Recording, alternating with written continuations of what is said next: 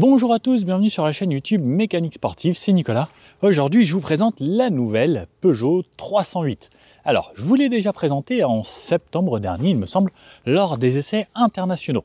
On avait essayé la version comme ça en berline en 225 chevaux, en hybride rechargeable, et on avait essayé aussi la version break. Aujourd'hui, je reviens avec celle-ci qui est la version essence, puisque je voulais essayer une version essence qui se vend aussi pas mal. Donc, aujourd'hui, c'est le PureTech 130 chevaux avec la boîte de vitesse EAT8. Je me suis dit que ça, c'était une belle demande et que c'est sûrement ce qui allait se vendre le plus. Donc, il fallait forcément l'essayer avec une motorisation plus correcte et pas forcément la version avec les batteries ou qui était vraiment la plus chère. Donc, quelque chose qui va plus parler à tout le monde. Version essence, on va parler comme d'habitude de ce qu'il y a de nouveau sur la voiture, refaire un petit brief rapide, sinon je vous laisserai regarder les deux autres vidéos où il y avait vraiment la présentation, on rentrait en détail dans pas mal de choses. Donc la 308, la nouvelle 308, tout est neuf dessus, à partir de 28 850 €. Et si on veut la version la plus haute, donc en hybride rechargeable essence 225 chevaux, on monte jusqu'à 45 500 €. Pour celle-ci, donc en version essence en GT, on sera 10 000 € moins cher que la version hybride rechargeable. Donc pour moi, la version hybride rechargeable, c'est quand même vraiment beaucoup plus cher. À voir si vous en avez vraiment l'utilité. Si vous êtes une société, ça peut être cool parce que il y a beaucoup moins de taxes sur ces véhicules. Et pareil, au niveau de la carte grise, c'est un petit peu moins cher, mais voilà, pour faire le ratio, il faut vraiment s'y retrouver. Il faut que vous rentriez dans le cadre bien particulier des gens qui ont besoin des hybrides rechargeables. Sinon, cette petite voiture-là, on va faire des petits tests. On va voir que les consommations sont plutôt restreintes, puisqu'on a un petit moteur. Si vous roulez en mode éco, eh bien, on va avoir des consommations vraiment limitées. Donc, elle existe en deux versions, soit la version berline, celle-ci, soit la version SW, comme je vous le disais. Les moteurs, on a soit le 180 PHEV, donc hybride rechargeable, soit le 225. Ensuite, en essence, on a deux motorisations différentes, soit le 110 chevaux en boîte de vitesse 6 rapports en manuel, soit le 130 comme on a aujourd'hui, soit en manuel 6 vitesses, soit avec la boîte EAT8 comme on a, donc boîte automatique 8 rapports. Ensuite, il y a une version diesel qui fera, elle, 130 chevaux, donc avec le Blue HDI 130, soit en manuel 6 rapports, soit en EAT8 également, comme la version d'aujourd'hui. Le moteur essence aujourd'hui 3 cylindres, 1,2 litre, donc soit pour le 110, soit pour le 130, c'est le même moteur, et la version diesel, ce sera un 4 cylindres, 1,5 litre. Au niveau des dimensions de la voiture, elle fera 4,37 m de long sur 1,85 m de large, sans les rétros, sinon plus de 2,06 m environ, il me semble, et 1,44 m de haut ici. Pour le poids, on sera entre 1250 kg pour les versions essence comme on a là, soit 1600 kg, ce qui reste encore plutôt contenu pour les versions hybrides rechargeables. Au niveau des finitions, on trouvera le Active Pack qui sera l'entrée de gamme, le Allure, Allure Pack, GT, GT Pack. Aujourd'hui, on a la finition GT qui lui donne ce style très sympa. On a des jantes en 18 pouces et c'est vrai que les versions GT sont souvent beaucoup plus agréables, même à l'intérieur, on le verra. On parlait des moteurs PHEV. L'autonomie en WLTP, pour vous faire un petit brief rapide, c'est 60 km, donc on va dire plutôt une cinquantaine dans le réel, et on a une batterie de 12,4 kWh dessus. Sinon, sur celle-ci, on a juste un start and stop de base avec la batterie 12 volts d'origine. Au niveau des teintes, de l'extérieur, on pourra retrouver 7 couleurs, dont ce magnifique rouge. Il y a aussi le vert olive que j'aime, le bleu avatar.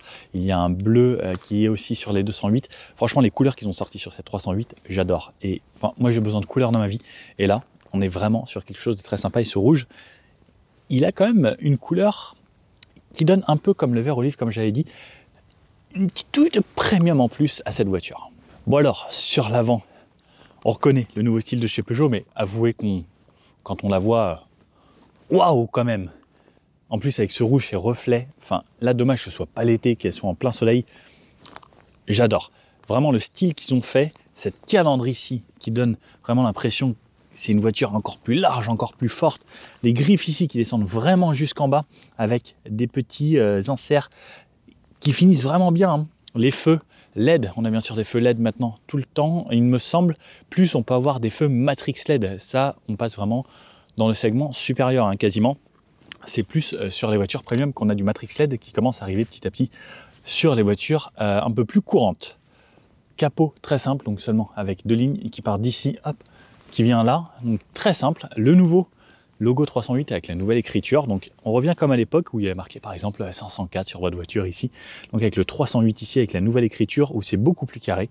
Le gros logo Peugeot qui intègre les aides à la conduite, donc c'est bien qu'il n'y ait pas un deuxième boîtier déporté, tout est là-dedans, avec la caméra ici. Aujourd'hui on a le pack des 4 caméras avec les caméras 360 qui sont vraiment de bonne qualité, ça j'ai vraiment apprécié.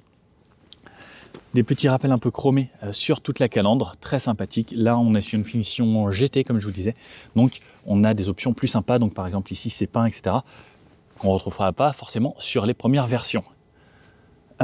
Sous le capot, le moteur 1,2 litre, 130 chevaux EAT8 aujourd'hui, que vous pouvez voir juste là. La plaque qui se situe tout en bas, et une voiture qui est quand même très jolie, avec plein de petites finitions sympas, donc là où tout est peint. Ça, ils ont repris un petit peu ce qu'il y avait sur le 3008, donc ils ont posé un truc en plastique ici, et ils se sont dit, bon, voilà, on va coller ça là, ça va faire joli. Alors, de loin, on pourrait croire que c'est une sorte d'entrée d'air, alors que non, il n'y a rien du tout, c'est totalement bouché. On a les capteurs, ici les radars, là. Puis voilà, l'avant est quand même hyper agressif. Dans la rue, j'ai eu plein de petits pouces comme ça, comme si j'avais une Ferrari.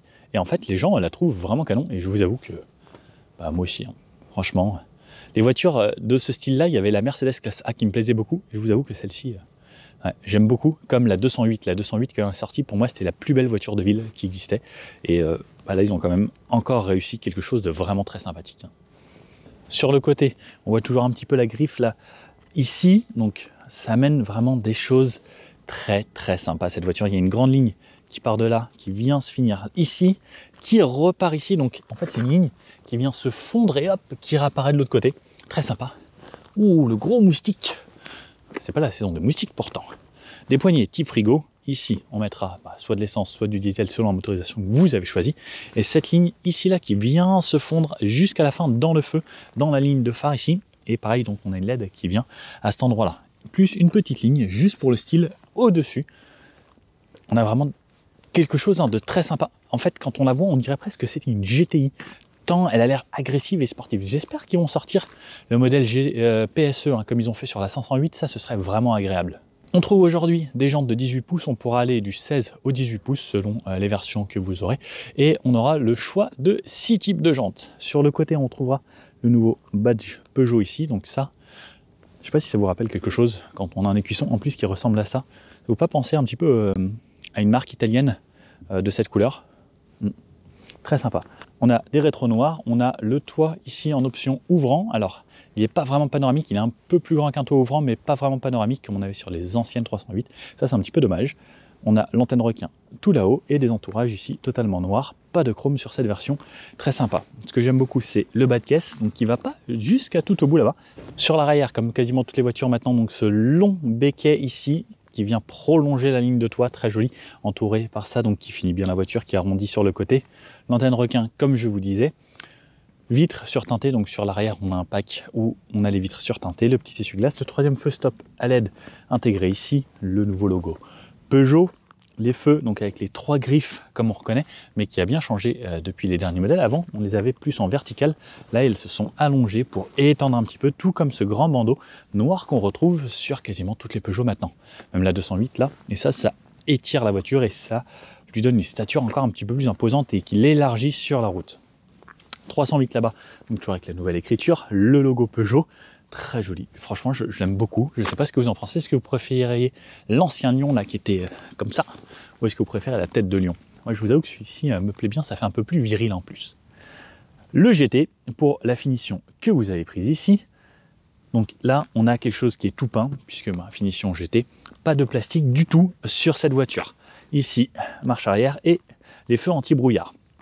Ici pour le crochet de remorquage, on pourra mettre aussi un attelage, donc selon les versions sur la première essence, on pourra tirer à partir de 1200 kg en freinée, et sur les versions diesel, on pourra monter jusqu'à 1600 kg en remorque freinée également. Ça, c'est juste pour faire joli, c'est des enjoliveurs, et le pot d'échappement est caché juste en dessous. Caméra de recul ici également, caméra de recul comme je vous disais, de très très bonne qualité. Merci Peugeot d'avoir fait ce bel effort. Sur les feux qu'ici on voit inclinés, on a le clignotant sur le côté. Dommage qu'il ne soit pas dynamique, j'aurais bien aimé un petit clignotant dynamique.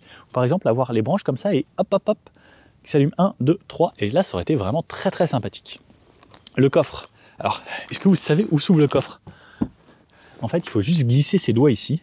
Alors il ne faut pas avoir de très gros doigts, hein. Et on ouvre ici. Pas de haillon automatique, Et dans le coffre, on trouvera un volume de 412 litres. 412 litres, c'est assez spacieux. Et dans les versions hybrides, on pourra avoir 361 litres puisqu'on a des batteries dans le coffre. Donc, vous pouvez le voir peut-être, on a les sièges qui se rabattent en 2 tiers, 1 tiers avec une Trabaski aujourd'hui. Hop, le volume donc 412 litres, ce que ça représente. Moi, je rentre sans problème, j'ai encore de l'espace ici. On pourrait mettre quelques packs d'eau. À l'intérieur, une ampoule ici. J'ai un petit filet pour ranger, de quoi accrocher les filets. Hop, la plage, elle est dure. Voilà, tout simple. Juste en dessous, ici, sur cette version, j'ai pas la galette puisque j'ai le système audio focal, donc j'ai un caisson de basse à la place de la roue de secours. Pour refermer, hop, je tire ici. C'est parti. Alors, à l'intérieur, hop, donc je rentre. Je tombe sur des sièges très sympathiques avec de l'alcantara, du tissu, du cuir, des surpiqûres, très très jolis. Je vais chercher ma portière. Alors, ma portière qui est quasiment tout en plastique dur. Alors, on a Sonofocal qui amène un petit style plus sympa, plus une petite finition toujours en plastique, mais voilà, qui agrémente un petit peu, et un petit accoudoir en sorte de cuir. Hop, je relève mon appuie-tête qui au centre est en alcantara, cuir sur les côtés. Et alors je vous avoue que les sièges, ils sont mi-fermes, mi-moelleux, et je sais pas trop comment expliquer. Alors, pareil, sur l'arrière de l'assise, on a un petit bourrelet ici, qui va bien vous maintenir les fesses. Alors moi je trouve ça plutôt bien agréable, comme ça évite que ça bouge trop.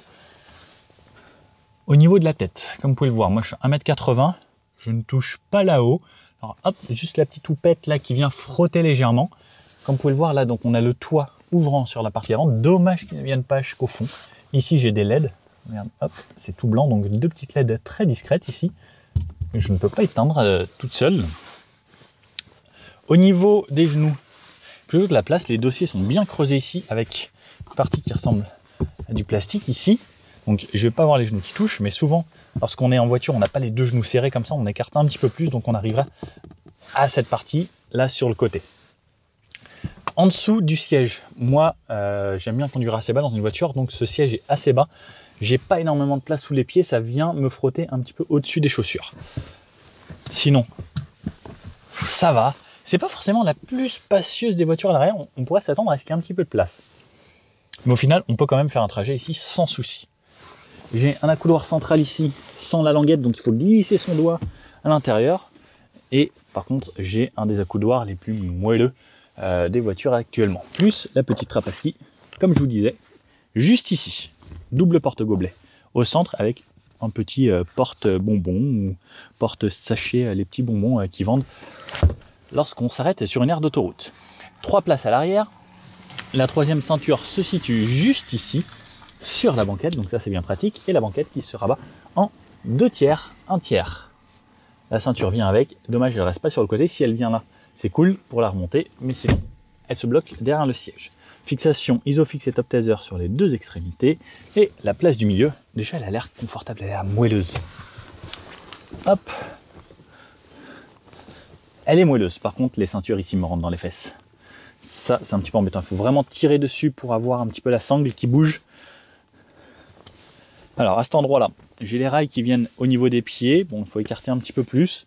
Au niveau de la tête, je suis bien, je ne touche pas là-haut. Au niveau des genoux, ça va, si les gens sont pas plus grands que moi. Le dossier un peu dur, puisqu'il sert d'accoudoir également, et de trappe à ski. Les sièges sont doux par contre, j'adore toucher l'alcantara, qu'est-ce que c'est doux. Port USB-C en 2 fois ici pour recharger vos appareils. Donc on peut connecter ses téléphones ou tablettes ici. Un petit vide-poche et des bus d'aération, donc avec 2 réglages indépendants de gauche et droite sur cette version pour avoir de l'air. Bon, on passe à l'avant, c'est là que c'est le plus intéressant. Alors, à l'avant, hop, j'avais laissé les feux allumés. La portière ressemble à ça, donc là on a du plastique moussé ici, ici aussi, un peu dur là, et sur le bas, pareil, plastique dur. Les fenêtres qu'on règle ici, l'ouverture et fermeture du véhicule, verrouillage, plus les fenêtres à l'arrière et les rétros. La petite poignée pour ouvrir la porte, des enceintes ici, plus un petit peu partout. On a le seuil de porte très joli ici, Peugeot, j'aime beaucoup. Siège électrique pour moi, juste le conducteur. Le siège passager, lui, sera manuel. Et regardez, ces sièges, je vous en parle tout de suite. Regardez, c'est marqué AGR Confort. R ou A? Ouais, c'est un A, ça. Mais regardez, ces sièges, ils sont très très beaux. Ils paraissent vraiment beaucoup plus haut de gamme. Moi, je pourrais mettre ça dans une Mercedes sans problème. Ça me conviendrait. Donc, de l'Alcantara surpiqué, tissu et une sorte de cuir. Plus un petit peu de tissu là, mais franchement, des sièges au top. Même les appuis-têtes sont très très sympas. Allez, je vous emmène à l'intérieur. Hop, hop là. Je vais reculer mon siège. Alors, voilà la vue que j'ai lorsque je suis conducteur. Donc, vue d'ici. Petit volant et autres. Je vais vous démarrer parce que c'est intéressant. Comme vous pouvez voir, l'intérieur a bien changé comparé aux anciennes 308. Plus rien à voir. Autant ça, on reconnaît un peu, mais même à l'intérieur, vous allez voir, c'est bien différent. Et là, c'est totalement nouveau, comme vous pouvez le voir. Pied sur le frein, hop, je vous la démarre. Donc, 3 écrans dans cette voiture, 4 écrans, je dirais même. Un écran au fond là-bas. Vous savez comment ça marche, ça? Regardez, donc, alors, hop, je vous fais un peu de biais, mais regardez. Là, c'est du 3D. Vous voyez, le 0, par exemple, flotte dans l'air comparé au compteur de derrière. Et en fait, ça, je vais vous expliquer très simplement. C'est juste qu'on a un écran situé en haut qui fait réflexion sur une partie vitrée ici, qui va travailler avec l'écran qu'il y a derrière. Donc, écran là, écran là. Et c'est ça qui donne l'illusion, en fait, de l'effet 3D. Regardez, c'est quand même super bien fait. Et alors, c'est le mieux que j'ai trouvé pour vous faire le rendu ici. Mais lorsqu'on est de loin et qu'on est vraiment conducteur, le rendu est top. Bon, je vous refais brièvement l'intérieur. Il va y avoir une vidéo dédiée spécialement à cet écran et ces 2 écrans là en plus. Donc on avait dit 1 plus 2, 3 et 4 puisque ça, regardez, c'est pareil, c'est un écran. Écran là plus écran là. On a du tactile là, on a du tactile là, plus double écran là-bas. Donc ça, il y aura une vidéo dédiée. Je vous en parlerai brièvement. Si vous voulez savoir comment fonctionne tout ça, toutes les options, tous les menus, sur la chaîne Mécanique Sportive, vous trouverez la vidéo. Régulateur ici, OK pour répondre aux messages qu'on va avoir sur l'écran là-bas. Donc, limiteur de vitesse sur la gauche, assistant ici avec régulateur adaptatif. On règle la vitesse plus vers le haut, moins vers le bas. On peut mettre en pause juste ici ou le réactiver juste ici. Lorsqu'on appuie sur la touche là, comme vous pouvez le voir sur le côté, il y a des petits traits avec une voiture. C'est pour la distance. Donc, selon quand on appuiera, on réglera la distance. Là-bas, vous voyez une barre, 2 barres, 3 barres. Donc ça, ce sera la distance avec le véhicule qui me précède. Donc je peux le régler juste ici. Sur la droite, ce sera commande vocale ici, décrocher au téléphone et le volume pour l'audio, changer de musique et les listes. Le volant, donc avec le nouveau logo Peugeot, le klaxon en plein milieu, finition GT qui est rappelé ici, toujours le W plat, un en haut, un en bas, et ce tout petit volant, regardez, il est tout petit comparé à ma main. Derrière, on a des palettes puisqu'on a la boîte de vitesse CAT8, moins à gauche, plus à droite, donc on peut passer les rapports en manuel. Pour passer les rapports en manuel, on a ici sur la boîte un mode manuel, je vous en reparle juste après. Derrière le volant, on a ici pour les feux, donc on a bien sûr un mode automatique, les feux s'allument automatiquement, c'est parfait.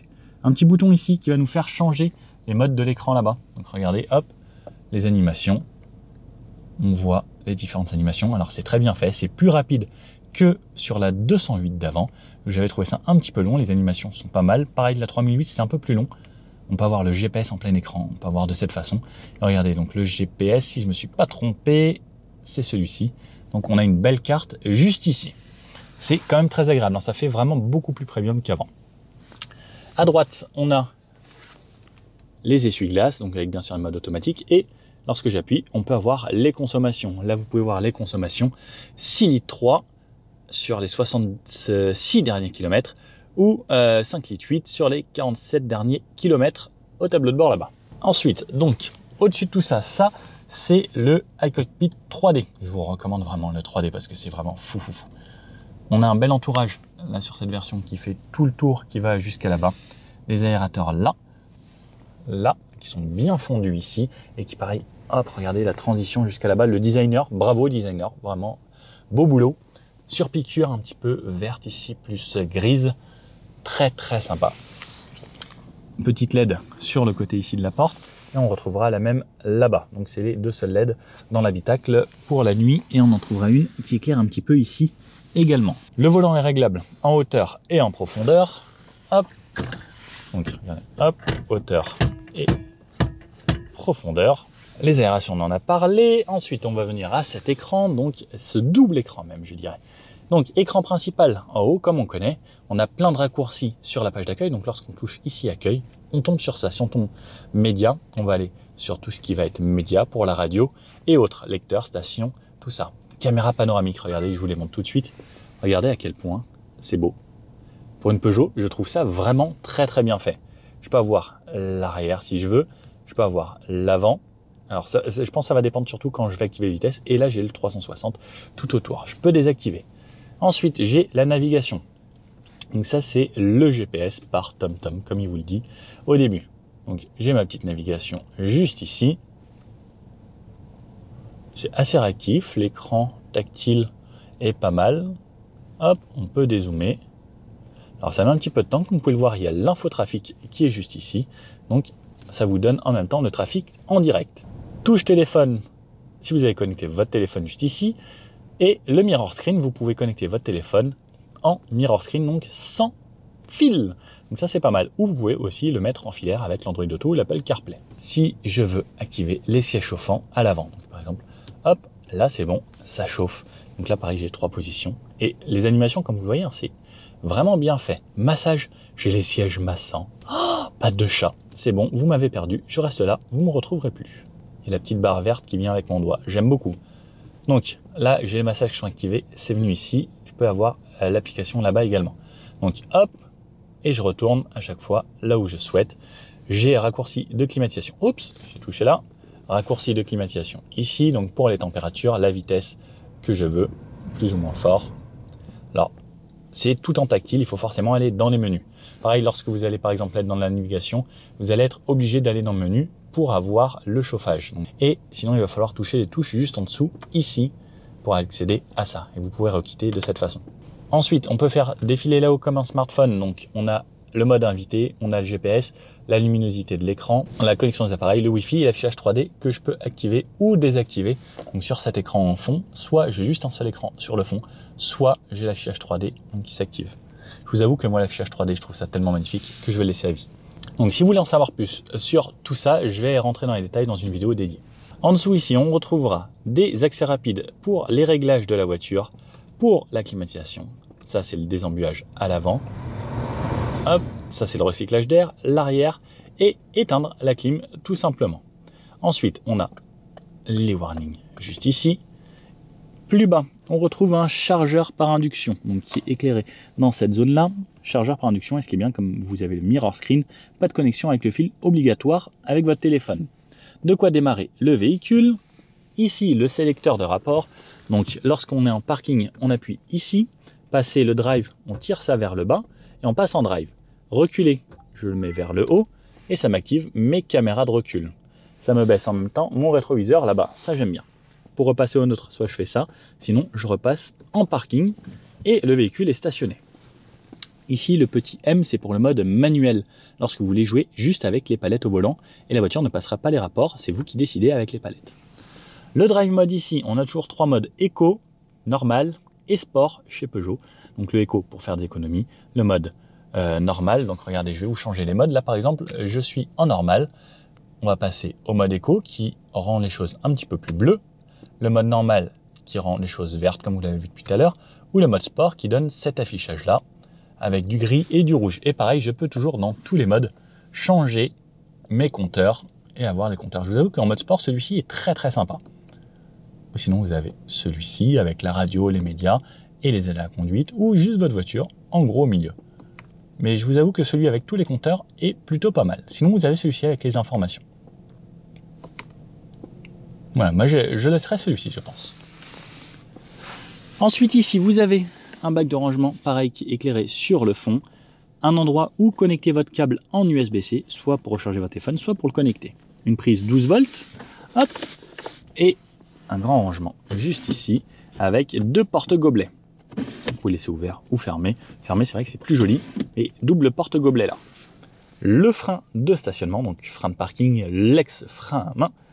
Et ici, alors il y a un truc que j'adore, regardez ça, c'est un endroit pour poser son téléphone.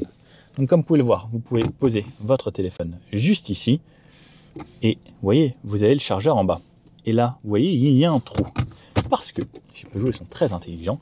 Ils se sont dit, regardez, si on passe son câble ici, il va ressortir à l'intérieur. Et qu'est-ce qu'il y a de magique à l'intérieur? Ah, une prise. Donc je peux connecter aussi en USB-C ici et avoir mon téléphone qui sera là avec le câble qui sera branché. Et quand je le mets au fond comme ça, donc hop, ce ne sera pas dérangeant et le câble sera à l'intérieur. Très très astucieux. On peut voir ici un grand rangement comme on a l'habitude chez Peugeot, donc toujours profond et qui s'ouvre avec ces deux volets juste ici. La portière sur le côté, je vous avoue, je suis en train de me faire masser. Ah, qu'est-ce que c'est bon. Et le siège passager. Donc lui sera manuel, pas électrique aujourd'hui. Dommage. Ici, toujours tout en plastique moussé, pareil. Donc là, tout est moussé, tout est très joli. Une très belle finition sur cette 308. Et la vue qu'on a. Donc, je trouve ça très agréable. Le rétro sans bord, très bien fini, très joli. On a une bonne visibilité sur le pare-brise, c'est assez grand. Pareil, ici au niveau des fenêtres, on a des fenêtres assez grandes, même si on a le tableau de bord qui remonte quand même très très haut comparé aux autres voitures. Le système audio focal qu'on retrouve là, très joli, pareil avec des petits rappels ici et là-bas. Sonorisation au top du top, franchement rien à dire et ça va très fort. Hop, ici, double LED avec ça, le miroir, la petite pince sur le côté. En haut, on retrouvera les boutons SOS, l'assistance et l'anti-soulèvement, plus hop, les lampes qu'on pourra allumer ici en tactile ou celle du milieu qui vous allumera les trois. Et puis voilà, et la boîte à gants, je ne vous ai pas montré la boîte à gants ici, qui est assez spacieuse et assez profonde. On pourra ranger des documents juste ici et un petit velours à l'intérieur, très sympathique. Là-haut, le toit ouvrant, donc comme je vous disais, qui s'ouvre sur la partie avant, et comme enfin, il n'y a pas de partie arrière au final, ce qui est dommage, mais très sympa. Toujours une option supplémentaire à avoir que je trouve très agréable.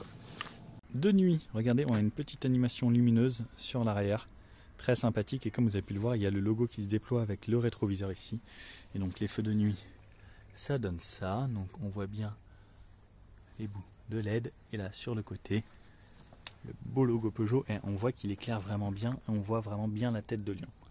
Et ensuite, sur l'intérieur, donc de l'éclairage LED ici, juste ici, et hop, quand je monte et que je démarre la voiture, alors hop, donc on a les feux qui bougent un petit peu, on a les feux automatiques, plus les écrans qui bougent ici, donc là on a du vert parce qu'on est dans le mode normal, donc on peut personnaliser également juste ça, mais sinon c'est très simple, on a un petit peu d'éclairage ici dans les vides-poches et au niveau du chargeur à induction et de la petite boîte.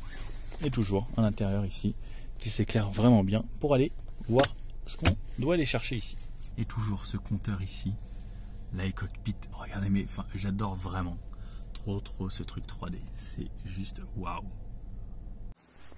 Hop, et à l'extérieur, sur l'avant, donc on a nos feux qui ressemblent à ça. Donc bien sûr hein, du full LED maintenant, hop, là du LED et du LED, et on a les matriciels sur cette voiture, donc on a l'éclairage automatique de nuit, ça passe automatiquement en plein phare et autres, et là hop ça s'éteint, et petit à petit ça fait ça, et ça me laisse quand même l'écran quelques instants pour disparaître, et bonne nuit. Il ne reste plus qu'à faire l'essai sur route et voir ce que ça donne. Allez, c'est parti pour le tour sur route avec cette 308 en motorisation, donc essence PureTech 130 chevaux. Donc la voiture là est démarrée, j'ai déjà préparé mon Android Auto pour pouvoir rentrer, 1 heure de route là à peu près. Mon iCockpit, alors toujours chez Peugeot, moi c'est ça là, j'ai un petit peu de mal à trouver ma position bien. Alors pour être au-dessus du volant, sinon je me trouve peut-être un petit peu haut, et voilà, j'ai toujours cette partie là qui me cache un peu le bas. Il faut le temps de s'y faire. Sur le drifter, j'avais trouvé un petit peu plus facilement ma position. Mais le problème, c'est que là, je me suis monté pour être au-dessus du volant et j'ai ce rétroviseur qui fait que ça me cache une bonne partie de la route. Donc si je redescends, donc là pour être bien et avoir une bonne visibilité sur la route, bah là je vois plus rien. Et le problème, c'est que si lui, je le redescends, bah, je suis vraiment proche de mes genoux quoi. Ou sinon, il faut que je me redresse encore un peu. que je conduise vraiment très droit, mais c'est pareil, ça me remonte un petit peu là. Bon, c'est toujours la petite difficulté que j'ai avec ces Peugeot. Mais par contre, c'est vrai, le petit volant, ça va, je m'y suis fait. Une fois qu'on a l'habitude, on est content d'avoir ce petit volant, et quand on prend notre voiture, on a l'impression d'avoir un volant énorme. Mais bon, donc boîte automatique. EAT8, elle existe, donc comme je vous disais, également en boîte manuelle. Donc, moi j'adore les boîtes automatiques. Pour moi, c'est ce qui est le plus pratique. Et c'est parti. J'ai le volant chauffant, donc sur le modèle d'aujourd'hui. Le bruit du clignotant est toujours particulier hein, sur ces nouvelles voitures. Alors, déjà là, on a une route un peu dégradée, je vais faire exprès de passer dans les trous. La voiture est confortable. Et on va voir tout à l'heure un petit peu, donc en conduite un peu plus dynamique. Les Peugeot, ça a toujours des châssis super. Et même des fois, certains disent en fait c'est trop affûté, c'est trop bien en fait. Et c'est pas rigolo en fait parce que ça va vraiment aller où vous voulez. Et pour certains, en fait c'est trop bien, ça suit trop bien la route. Mais pour ceux qui conduisent de façon normale, qui n'ont pas besoin d'avoir une voiture qui va pivoter de l'arrière ou être plus fun, c'est super parce que en fait c'est gage de sécurité avoir une voiture très saine. Donc boîte automatique, je suis en 5e là, 60, 6e, ça passe les rapports enfin depuis tout à l'heure. Je sais pas si vous vous êtes rendu compte, mais moi je me suis pas du tout rendu compte du passage de rapport, je l'ai pas senti, c'est quasiment imperceptible. C'est très agréable. On a maintenant les aides à la conduite qui sont sur le volant directement. Donc si je veux mettre ça, hop, le régulateur je l'ai ici au volant. Et non plus comme avant derrière avec une sorte de commodo qui servait au son à l'époque de l'autre côté. Le volant chauffant c'est tellement régal là en hiver. Je suis tellement heureux de l'avoir, ça fait du bien aux mains. Ça c'est une option que je conseille. Il y a même les sièges chauffants. Alors là j'en ai pas forcément besoin, mais juste se réchauffer le bout des doigts. Donc pour la ville ou les routes comme ça, c'est vraiment l'idéal. Le régulateur plus il est adaptatif. Donc si ça freine devant, normalement ça ralentit et ça se passe plutôt bien. Alors il ne reconnaît pas les panneaux, ça c'est dommage, ça aurait été vraiment le top du top, que la voiture puisse s'adapter directement aux panneaux. Le freinage, on a une pédale progressive quand on y va tout doucement. On peut bien gérer le dosage, moi j'aime bien anticiper et arriver tout doucement en freinant. Et le but c'est d'arriver à l'arrêt sans qu'on le sente. Alors là, une boîte automatique, on va forcément le sentir, mais quand j'étais petit, mon papa, il m'avait proposé un jeu. Il se bandait les yeux et je devais freiner. Et il ne devait pas savoir quand est-ce que la voiture était arrêtée pour apprendre à vraiment bien anticiper et apprendre à être très doux. Donc la 2, 3, attention la 4, 4. C'est très lissé. Lorsque vous conduisez en mode cool, c'est vraiment super lissé le passage des rapports. Donc ça, la boîte EAT8, on commence à la connaître. Ça fait pas mal de temps qu'elle est sur les modèles Peugeot et quasiment toute la gamme. Donc aucun souci. C'est plutôt pas mal insonorisé par rapport à l'extérieur. Là je vois, donc on a la sono focale. La sono focale, clairement, le son est très très bon. Alors pour des raisons de droit d'auteur etc. sur YouTube, je ne peux pas vous mettre de la musique. Et le rendu à la GoPro, ça rend pas forcément très bien. Mais le son est clair. Il y a des restitutions de basse qui sont correctes. Et Focal, ça reste quand même une très très bonne marque. Et à l'arrêt, j'y vais tout doucement. Là, ça repart. Les sièges maintiennent super bien. Je me sens bien dedans. Et je sais que je vais pas bouger. Et on a vraiment l'impression que c'est des sièges sport. Donc là, dans cette finition GT, en plus, ils sont très jolis avec l'Alcantara, du tissu, des petites surpiqûres. Ça me fait penser un petit peu à la 508 PSE qu'on avait essayé sur la chaîne. On avait été sur circuit avec le circuit du Mans où c'était assez fun. Et on a vraiment un bon maintien. Ils sont confortables. On sent qu'ils sont assez, comment dire, bien rembourrés. Et quand on s'assoit dedans, enfin, on sent que c'est un peu comme un bon canapé. Vous savez, quand on s'assoit dedans et ça fait du bien. Et pour la ville, c'est agréable. Ce qui est top, c'est que l'Android Auto, je l'ai là. Et dans mon écran ici, central, donc mon virtual cockpit, non, iCockpit, et là, ce soit connecté, surtout qu'il vous donne les indications ici. Ça par contre je trouve que c'est un vrai plus parce que si on veut déconnecter ici cet écran, par exemple pour aller dans la climatisation, bah, on a toujours cet écran là qui va nous sauver. Parce que imaginons on a quel endroit je tourne, bien là c'est marqué quand même. Donc il y a le mode éco, ça me passe l'écran en bleu. Et pareil là il y a un petit peu tout qui passe en bleu. Donc le mode éco, clairement il va passer les rapports un petit peu plus vite. Et il va vous donner une réponse un petit peu moins énervée à la pédale. Donc lorsqu'on va accélérer, par exemple, si on accélère de là à là, ça va y aller doucement. Si en mode normal on accélère pareil, ça va aller un petit peu plus vite. Et le mode sport, lui, qui va être encore un petit peu plus rapide. En fait, on aura juste une... En fait, c'est comme si la voiture était réglée différemment et qu'on avait des moteurs différents presque, avec une cartographie différente. Donc le mode éco pour la ville et faire des records de consommation, c'est quand même plutôt bien. Donc là, je peux mettre hop, à 0 mon itinéraire. Comme ça, on saura. Je vais tout remettre à 0. Et on va se faire le vrai test de consommation. J'ai le mode normal que j'utilisais depuis le début. Qui au final, si on roule tranquillement, il peut un petit peu se transformer en mode éco, mais il aura toujours un petit peu plus de répondants si on appuie sur la pédale que le mode éco vraiment. Et ensuite, on a le mode sport. Mode sport qui passe un petit peu en rouge-gris. Les animations sont bien, c'est un petit peu plus rapide que l'ancienne voiture et que les anciennes sur le 3008 et sur la 208. Et c'est beaucoup plus joli, c'est franchement 1000 fois plus joli. Si cette voiture vous intéresse, allez l'essayer juste pour cette vision 3D ici. C'est très agréable et puis même, enfin, il y a vraiment quelque chose, un bel effort qui a été fait sur cette voiture comparé à l'ancienne 308 et j'aime quand il y a vraiment un gros renouveau et surtout qu'on rend les choses beaucoup plus modernes. Et cette fois-ci en mode sport, donc, la voiture est quand même beaucoup plus volontaire, elle y va plus, elle pousse les rapports beaucoup plus haut et on sent qu'il y a vraiment à la pédale un répondant différent. Au niveau du volant, je sais pas si il y a une différence au niveau du volant. Non, je sens pas de différence au niveau du volant. Ah peut-être, ah si. Ça met un petit peu de temps lorsqu'on change du mode, le temps que le mode s'active vraiment et que l'écran apparaisse. On a une petite différence au niveau du volant. Donc en mode éco et en mode normal, on a un volant qui est plus doux, qui est plus agréable. Et en mode sport, un petit peu plus de résistance pour avoir un meilleur feeling et donner cette impression que ça va bien. Et là pareil, donc sur des zigzags, le châssis est top. Ça appuie un petit peu sur la suspension, donc elle s'appuie un petit peu, ensuite elle vire vraiment comme vous voulez, et puis même hop, avec un petit peu plus de rythme.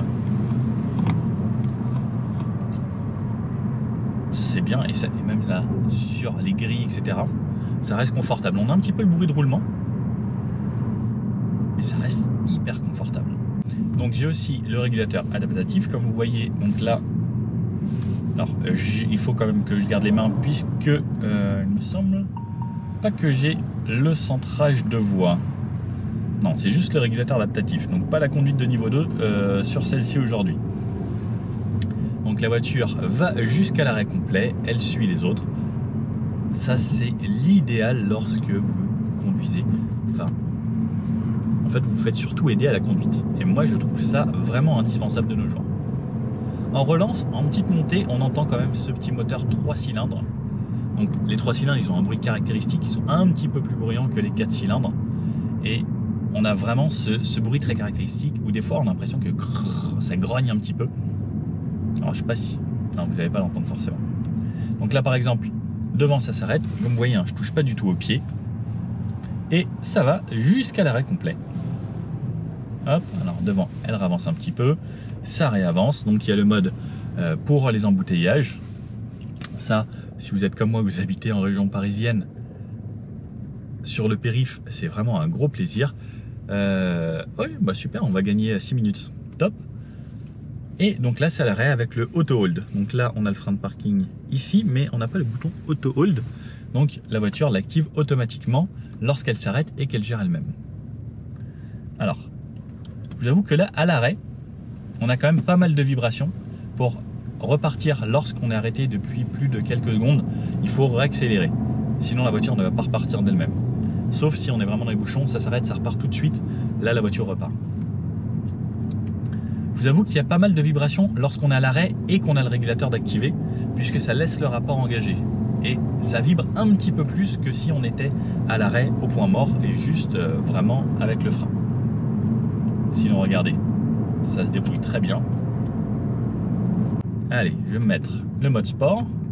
On va se tester là le gros rond-point, un petit peu en conduite dynamique, voir ce que ça donne. En prenant un petit peu de vitesse dans le rond-point. On va laisser passer les gens. Hop.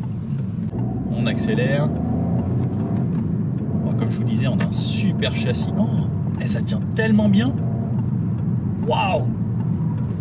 Il faut qu'il sorte une GTI. C'est bluffant. La réaccélération si je veux. Ça marche bien, mais waouh! Et l'arrière ne bouge pas. Hein. Ça bronche pas. C'est impressionnant. Avant de faire sous-virer l'avant, il faut vraiment y aller. Je suis bluffé. Pourtant, là, on est pneus froids. Il fait froid dehors. Et ben, assez impressionnant.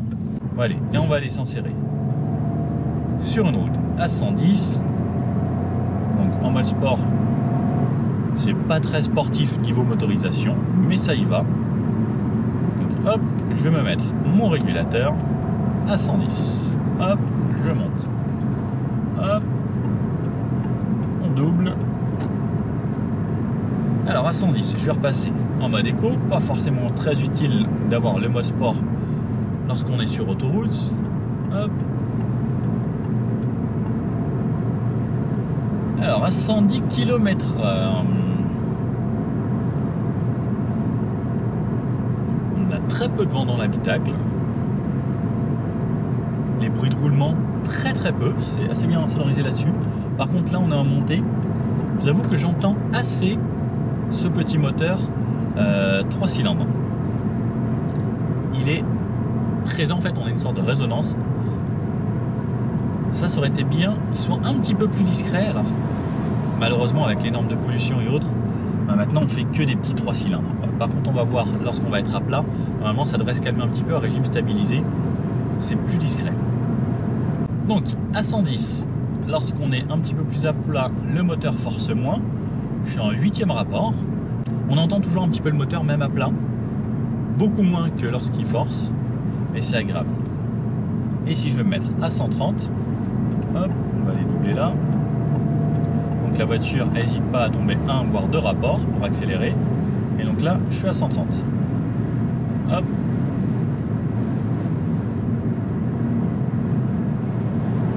J'ai l'impression que j'entends presque moins le moteur en fait. Parce qu'il est un petit peu dans les tours, il force moins. Bon, ça ralentit devant. Mais c'était presque plus agréable. Au niveau du bruit du vent, c'était très contenu. Bon, je vous refais un petit bout juste après. Je vais à 130.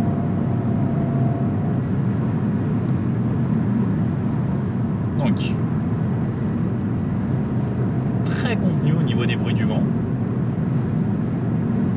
Très peu de bruit. C'est bien insonorisé. Les bruits de roulement, pareil, comme tout à l'heure. Très peu de bruit de roulement. Là, on est en légère descente. Ça va. Il y a plein de camions à côté. J'avoue que je les entends pas tant que ça. Non, c'est plutôt correct. Juste le moteur qui est un petit peu bruyant dans cette version. Et à part ça, oh, regardez, moi je suis bien, j'ai mes accoudoirs. Mon petit volant qui est tout en bas. Au final, le fait de l'avoir bas, c'est pas gênant. On est plutôt pas mal, hein. On a envie de faire de la route en vrai. Et ces sièges, comme vous pouvez le voir, hein, quand même là, ils maintiennent super bien, autant au niveau des jambes et autres, que sur le dos, le bas du dos. À 130, on est pas mal. Là, je suis à 130. Une légère montée, ça m'indique 6 litres 1. Donc, on va voir la consommation générale sur tout l'essai.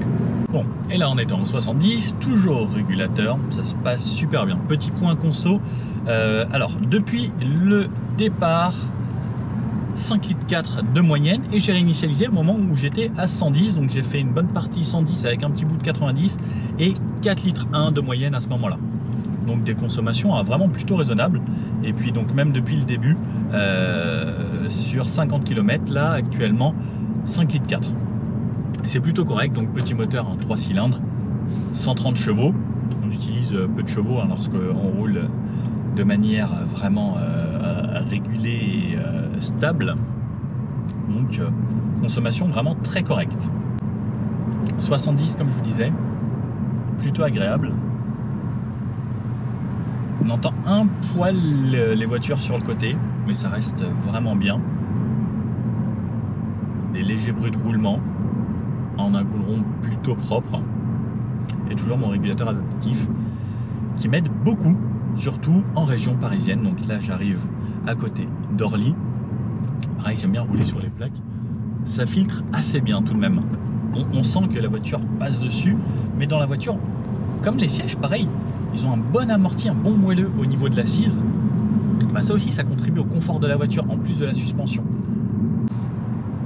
Bon, et de nuit, voilà à quoi ça ressemble. Donc on a notre écran ici, avec les doubles écrans. Des petits bandeaux lumineux là sur le côté, sur les portes. Donc tout petit ici, à l'arrière, on n'a rien. Un petit peu d'éclairage dans le bac. Voilà, très simple. Mais ils sont quand même mis un petit peu de LED ici pour être vraiment un petit peu dans les voitures modernes. On a un petit peu ici. Mais sinon, ça reste très très simple. Et puis, on n'a pas forcément besoin de plus, même si je vous avoue que j'aime bien, par exemple, chez Mercedes, que tout soit éclairé, que tout soit coloré. Ça amène un petit côté très sympathique. Mais au final, là, c'est simple, c'est sobre. On est concentré sur ce qu'on a devant nous. Notre affichage tâté haute ici, là. Je peux en profiter également pour ouvrir mon toit ouvrant, si je le souhaite. Bon. Après, là, c'est l'hiver. Mais on peut quand même en profiter. Hop, et si je referme.